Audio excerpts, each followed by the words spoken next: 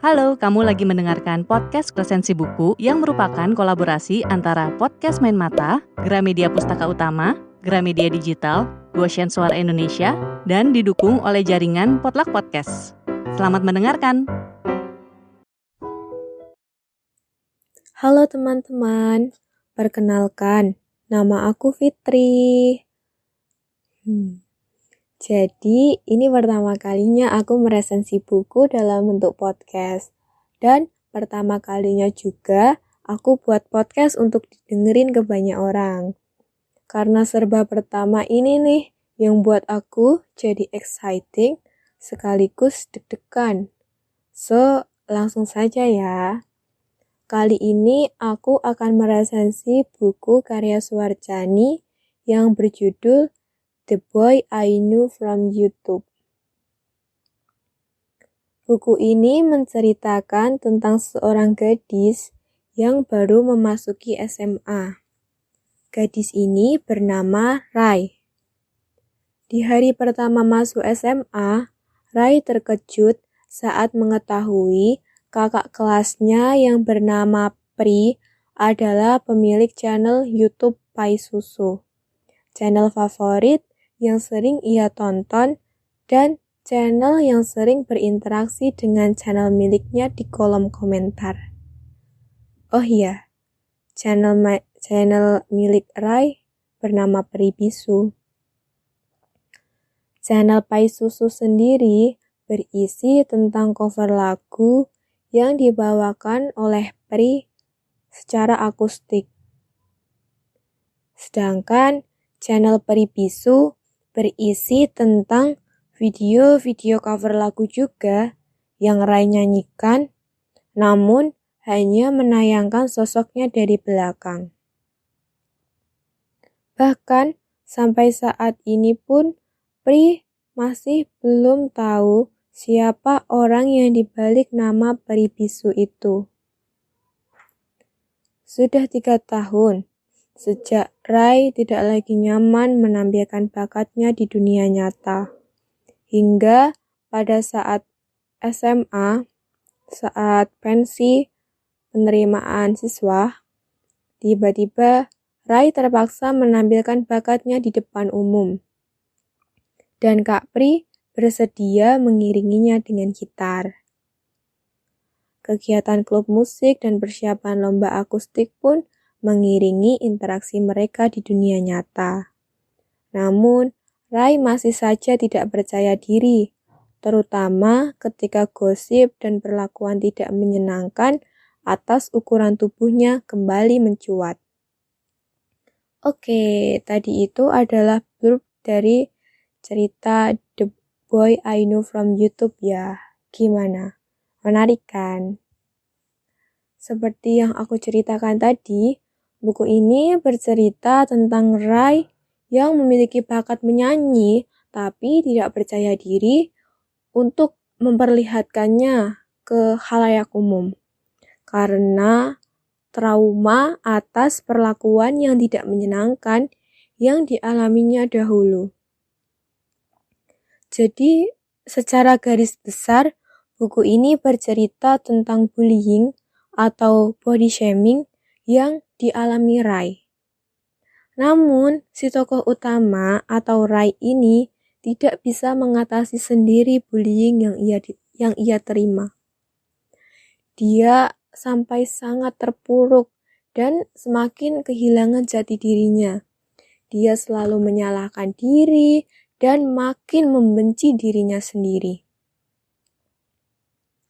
Sehingga ia butuh bantuan dari orang lain untuk membuatnya kuat kembali, untuk membuatnya menjadi lebih mencintai dirinya sendiri.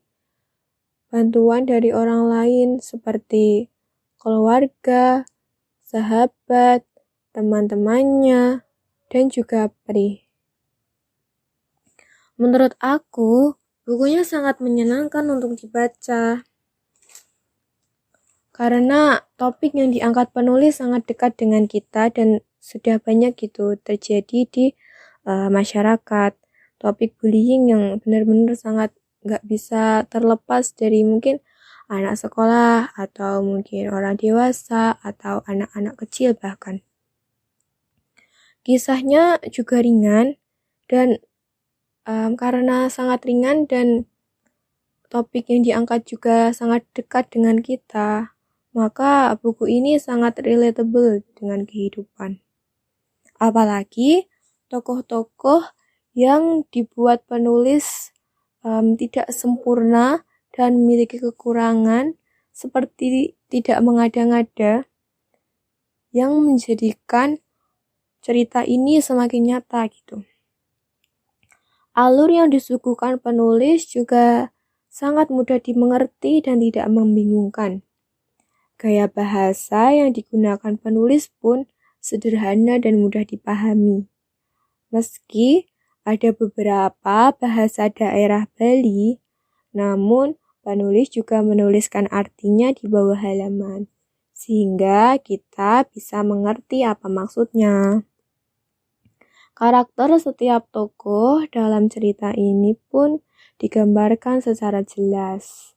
Namun, ada part di mana agak mengganjal menurut aku.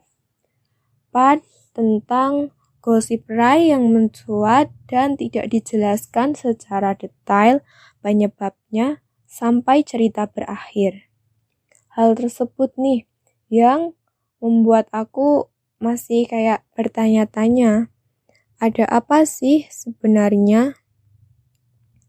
Tapi di samping semua itu, novel ini sangat menarik.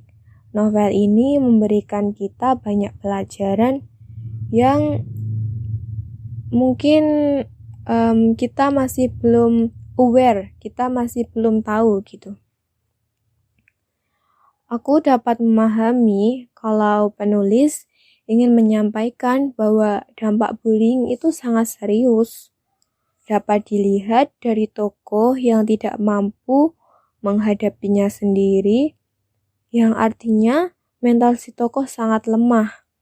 Dan dia juga benar-benar terpuruk karena hal ini kan. Berbicara tentang bullying ya, bullying terutama body shaming sekecil apapun tidak dibenarkan, dan dengan motif apapun seperti bercanda juga tidak dibenarkan, karena kita tidak pernah tahu sekuat apa mental seseorang, seberapa besar masalah yang mereka hadapi, seberapa mengganggunya perkataan kita ke mereka. Kita nggak pernah tahu semua itu. Kata-kata yang mungkin kita anggap cuma bercanda, namun bisa saja itu bukan candaan bagi mereka.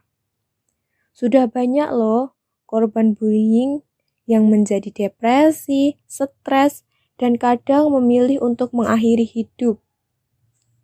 Miris banget kan ya? Dan dalam novel ini, Kak Suarcani benar-benar mengingatkan kita untuk aware terhadap bullying. Entah kita yang dibully, atau teman kita yang dibully, atau mungkin orang lain yang gak kita kenal yang dibully, kita harus berani berbicara untuk menghentikan bullying-bullying yang serupa agar tidak terjadi lagi. So, untuk kedepannya, kita harus lebih bisa menjaga perkataan, perbuatan, dan ketikan kita agar tidak menyinggung dan menyakiti perasaan orang lain. Kita juga harus lebih berani dalam melindungi diri kita, dalam melindungi orang lain juga. Dan kita harus berani menegur pembuli itu agar tidak melakukan hal yang sama di kemudian hari. Cukup itu mungkin resensi dari aku. Bukunya sangat menarik dan sangat rekomendasi sih untuk bacaan-bacaan ringan. Sebagai penutup, ada satu kalimat menarik yang dikatakan Pri kepada Rai tentang mereka yang berseragam tapi masih bercanda tentang fisik orang lain. Kalimatnya adalah, manusia berotak tapi nggak punya hati. Percuma aja kan? Itu tadi kalimat dari Pri yang menurut aku ngena banget. Apalagi ngena di aku gitu. Sekaligus mengingatkan kita jangan hanya terfokus pada otak, tapi lupa akan hati nurani. So, teman-teman, mari menjadi manusia yang memiliki otak dan hati, lebih peka terhadap bullying, dan sama-sama saling mendukung untuk memberantasnya. Terima kasih kepada semua yang sudah mendengarkan podcast ini. Semoga kalian dapat menemukan pelajaran ya dari cerita ini. Semoga juga kalian tidak pernah mengalami membuli dan dibully. Semoga hari kalian menyenangkan dan mari bertemu di lain kesempatan. See you, bye-bye teman-teman.